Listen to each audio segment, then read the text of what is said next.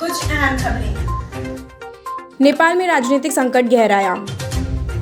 चीन के पड़ोसी उत्तर कोरिया का सफेद झूठ। अब योग पर भी नेपाल ने किया दावा। पूर्व पीएम एचडी देवेगौड़ा को कोर्ट में झटका। पूर्वी लद्दाख में चीन से ज्यादा मजबूत है भारत। डेल्टा प्लस वेरिएंट से सरकार चिंतित। केंद्रीय कर्मचारियों का डीए बढ़ा, सैलरी में होगी वृद्धि। मकान बनाना हुआ अब और भी महंगा। आम आदमी पार्टी ने अयोध्या विवाद पर यूपी सरकार को घेरा। बीजेपी के खिलाफ बना है राष्ट्रीय मंच। आइए अब जानते हैं खबरें विस्तार से।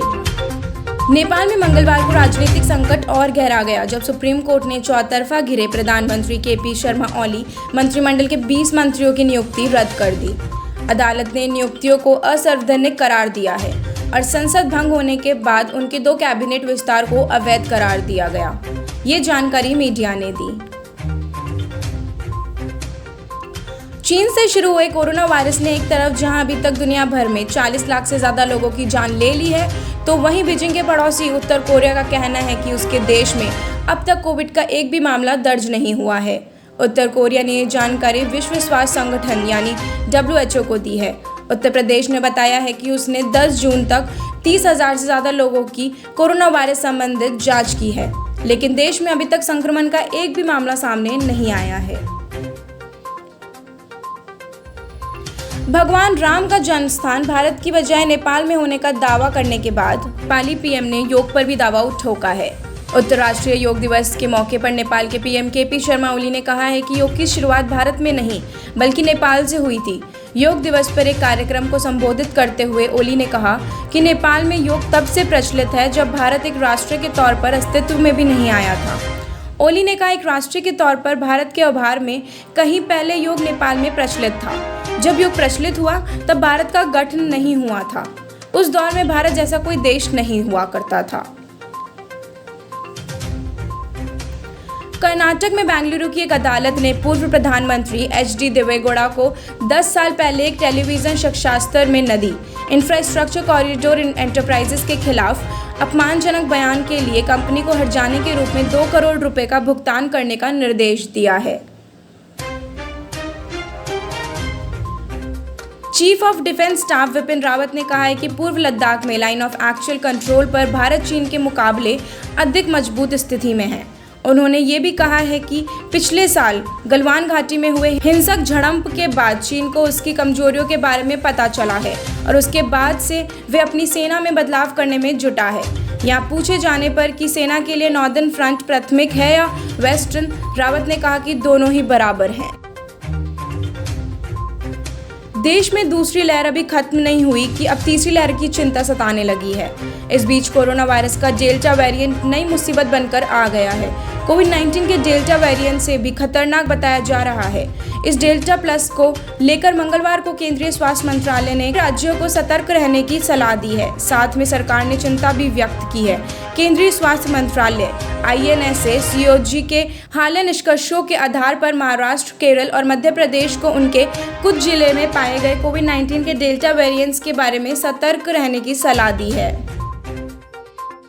करीब 52 लाख केंद्रीय कर्मचारियों और 60 लाख केंद्र सरकार के पेंशनरों को 1 जुलाई 2021 का बेसब्री से इंतजार है। इस दिन महंगाई भत्ता और महंगाई राहत लाभ बहाल होने की पूरी संभावना है। इससे पहले उनके लिए 26 जून बड़ा दिन है। इस दिन 7वें वेतन आयोग के तहत डीए बकाये और पेंशनरों की डीआर के भुगतान को लेकर बैठक होने वाली है। बता दें, केंद्रीय कर्मचारियों को 1 जुलाई से उनकी सैलरी बढ़ने की उम्मीद है। इस उम्मीद की वजह 7वें वेतन आयोग की सिफारिशें हैं। नेशनल काउंसिल ऑफ GCM के सेक्रेटरी शिव गोपाल मिश्रा के मुताबिक उसको लेकर 26 जून 2021 को एक बैठक होगी, जिसकी अध्यक्षता कैबिनेट सेक्रेटरी करेंगे। पेट्रोल, डीजल, खाद्य तेलों की कीमतें वैसे ही आसमान छू रही हैं। अब सीमेंट भी आंखें दिखाने लगा है। मकान बनवाने वालों के लिए घर की लागत स्टील की महंगाई के बाद अब सीमेंट के ऊंचे दाम से बढ़ जाएगी। देश भर में जून में सीमेंट की कीमतों में तेजी आई है। कोटक इंस्टीट्यूशनल इक्विटीज द्वारा लेटेस्ट डीलर्स चैनल चेक से पता चला है कि अखिल भारतीय कीमतें महीने दर महीने आधार पर 4% बढ़कर 376 प्रति 50 किलोग्राम हो गई है।